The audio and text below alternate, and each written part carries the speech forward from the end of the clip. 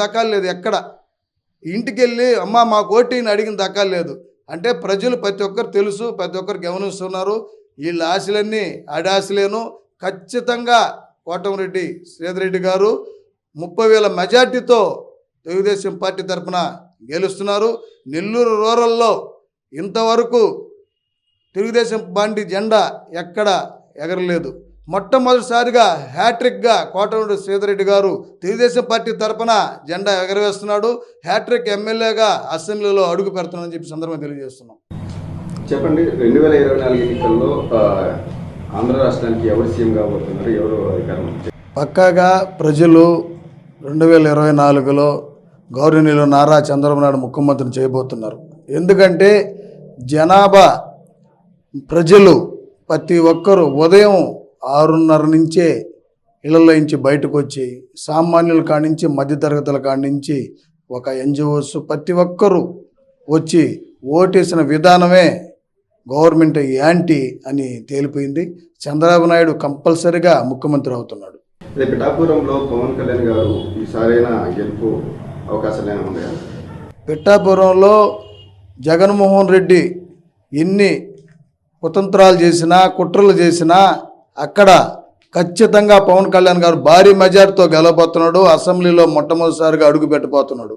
అదే పోయినసారి 2 దిక్కులు పోటీ చేసి కూడా పవన్ కళ్యాణ్ గారు ఒక దిక్కు కూడా గెలవడం జరగలేదు. అయితే ఈసారి ఎందుకు గెలుస్తారు అని చెప్పి మీరు ఒక ధీమయ్యారు. మెయిన్ జగన్మోహన్ రెడ్డి మీద ఉన్న గవర్నమెంట్ నుండి యాంటీ, అలాగే ఆ రోజు నుంచి ఈరోజు ఒక నిరంతరం ప్రజల్లో ఉండి గవర్నమెంట్ మీద పోరాటం చేస్తున్నటువంటి విధానం ఒకటైతే, అలాగే కూటమి తెలుగుదేశం పార్టీ బీజేపీ జనసేన కలిసి పోటీ చేసిన అందువల్ల ఖచ్చితంగా భారీ మెజార్టీతో పవన్ కళ్యాణ్ గెలుస్తారు. ఓవరాల్గా ఏపీ మొత్తం చూసుకుంటే ప్రశాంతంగా ఒక పోలింగ్ అది జరిగింది. అయితే తర్వాత రోజుల నుంచి ఈ యొక్క గొడవలు కానీ ఈ యొక్క స్టార్ట్ అయింది. మీరు ఒకటి గమనించాలి, పోలింగు ప్రశాంతంగా జరిగిన వెంటనే ఖచ్చితంగా తెలుగుదేశం గవర్నమెంట్ వస్తుంది. అందువల్లే వైసీపీ భారీ కుట్ర చేసింది. మీరు గమనించారో లేదో, నిన్న పల్నాడులో ఎక్కడైనా సరే వేట కొడవళ్ళు పెట్రోల్ బాంబులు దొరకటం దీనికి ఉదాహరణ. అంటే వాళ్ళకి తెలిసిపోయింది జగన్మోహన్ రెడ్డి నేను ఓడిపోతున్నానని చెప్పి తెలిసిపోయి ఈ అరాచకాలు తెలుగుదేశం పార్టీ క్యాడర్ మీద అరాచకాలు చేస్తున్నారు. జగన్మోహన్ రెడ్డి గారు ఐప్యాక్తో 2 రోజుల తర్వాత కావడం దాంట్లో ఉన్న రహస్యం ఏమిటి అసలు? ఐప్యాక్ వచ్చి నిన్న 175 మనం గెలుస్తున్నాం భారీగా అని చెప్పిన కారణం ఏంటంటే వాళ్ళ క్యాడరు ఎక్కడ వెళ్ళిపోద్దని భయంతో ఆయన మేకపోతే గంభీరం అంటారు కదా, ఆ టైపులో ఏదో చెప్పాలి కాబట్టి చెప్పేశాడు తప్ప అతనికి స్పష్టంగా తెలుసు ఓడిపోతున్నాం మనం అని. చంద్రబాబు నాయుడు ముఖ్యమంత్రి అవుతానని స్పష్టంగా తెలుసు. భారీ మెజార్టీతో ప్రతి నియోజకవర్గంలో తెలుగుదేశం పార్టీ ఎమ్మెల్యేలు జనసేన ఎమ్మెల్యేలు బీజేపీ ఎమ్మెల్యేలు భారీ మెజార్టీతో గెలుస్తున్నారు.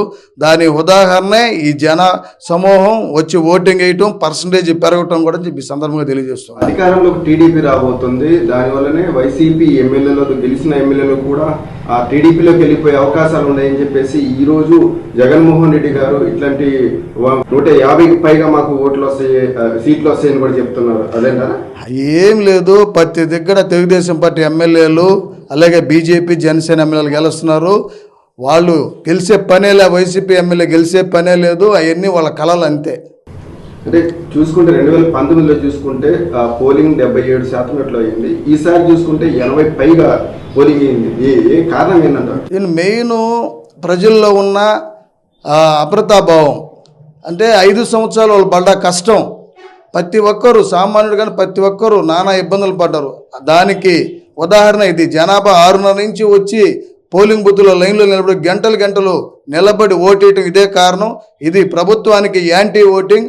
ఈ శాతం పెరగటానికి కూడా గవర్నమెంట్ ఉన్న వ్యతిరేకత అని చెప్పి సందర్భంగా తెలియజేస్తున్నాం. 2019లో నుంచి చూసుకుంటే 2024లో పోలింగ్ శాతం పెరిగింది. 77% 2019లో జరిగింది. అయితే ఈ 2024లో 80 పైగా జరిగాయి. అయితే అదేవిధంగా మహిళల ఓటింగ్ శాతం కూడా 5% ఎక్కువగా ఉన్నట్టు కనిపిస్తుంది. అయితే ఈ మహిళలు ఎవరికి ఓటేసింది అనేది ఎవరికి ఒక క్వశ్చన్ మార్క్ కూడా ఉన్నట్టు కనిపిస్తుంది. అయితే ఎవరికి పడ్డాయని మీరు అనుకుంటున్నారు? ఖచ్చితంగా తెలుగుదేశం పడ్డాయి. కారణం కూడా దీనికి ఉన్నాయి.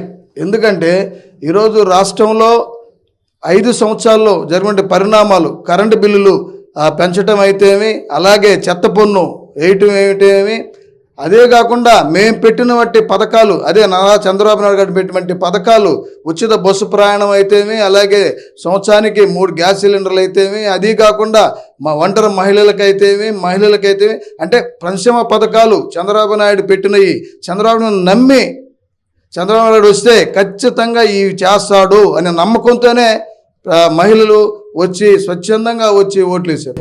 నెల్లూరు జిల్లాలో పోలింగ్ ఎలా జరిగింది?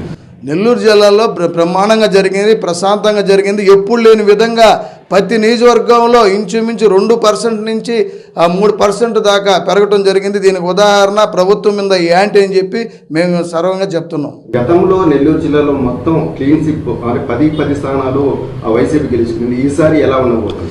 ఈసారి ఖచ్చితంగా నెల్లూరు జిల్లాలో 10కి 10 తెలుగుదేశం గెలుస్తుంది. దానికి ఎటువంటి అనుమానమే లేదు. ఎందుకంటే వాళ్ళు చేసిన దుర్మార్గాలే, అక్రమంగా కేసులు, అక్రమంగా ప్రతిదీ ఏంది ఒకటి కాదు ఒకటని చెప్పలేం, ప్రతిదీ దాన్ని మనసులో పెట్టుకొని ప్రజలు కసితో వచ్చి ఓట్లేశారు. ఈసారి ఖచ్చితంగా 10కి 10 తెలుగుదేశం పార్టీ కైవసం చేసుకుంటుంది. ఏపీలో ఎన్ని సీట్లతో టీడీపీ అధికారం చేపట్టబోతుంది? ఖచ్చితంగా 120 నుంచి 130 సీట్లతో తెలుగుదేశం పార్టీ కూటమి ఖచ్చితంగా అధికారం చేపట్టబోతుంది. చంద్రబాబు నాయుడు ముఖ్యమంత్రి కాబోతున్నాడు. అయితే నెల్లూరు జిల్లాలో రూరల్ నియోజకవర్గం కోటమిరెడ్డి సీతారెడ్డి గారు ఈసారి గెలవబోరు అని చెప్పేసి కూడా చాలా వెనుకడి వినిపిస్తుంది. దాని మీద మీరు ఏమంటారు? తెలుస్తారా? అది చెప్పారంటే నాకు తెలిసి వాళ్ళు ఐపాక్ వాళ్ళు చెప్పు ఉండాల్సిందే. తెలుగుదేశం పార్టీలో ఈరోజు నెల్లూరు రూరల్లో నిత్యం ప్రజలు అందుబాటులో ఉండే వ్యక్తి కోటమిరెడ్డి సీతారెడ్డి వారు. అలాగే అవతల ప్రత్యర్థి ఆదాల ప్రభాకర్ రెడ్డి, ఆయన ఎప్పుడు వస్తాడో ఎప్పుడు పోతాడో ఎవరూ తెలియదు. ప్రజలకి నిత్యం దాదాపు 5-6 సార్లు ప్రతి ఇంటికి కడప దొక్కిన వ్యక్తి కోటమిరెడ్డి సీతారెడ్డి గారు. అలాగే ప్రభాకర్ రెడ్డి కనీసం ఓటు అడిగిన దక్కాలేదు. ఎక్కడ ఇంటికి వెళ్ళి అమ్మ మాకు ఓటీని అడిగిన దక్కాలేదు. అంటే ప్రజలు ప్రతి ఒక్కరు తెలుసు, ప్రతి ఒక్కరు గమనిస్తున్నారు. వీళ్ళ ఆశలన్నీ అడాశలేను. ఖచ్చితంగా కోటమిరెడ్డి సీతారెడ్డి గారు 30,000 మెజార్టీతో తెలుగుదేశం పార్టీ తరఫున గెలుస్తున్నారు. నెల్లూరు రూరల్లో ఇంతవరకు తెలుగుదేశం పార్టీ జెండా ఎక్కడ ఎగరలేదు. మొట్టమొదటిసారిగా హ్యాట్రిక్గా కోటమిరెడ్డి సీతారెడ్డి గారు తెలుగుదేశం పార్టీ తరఫున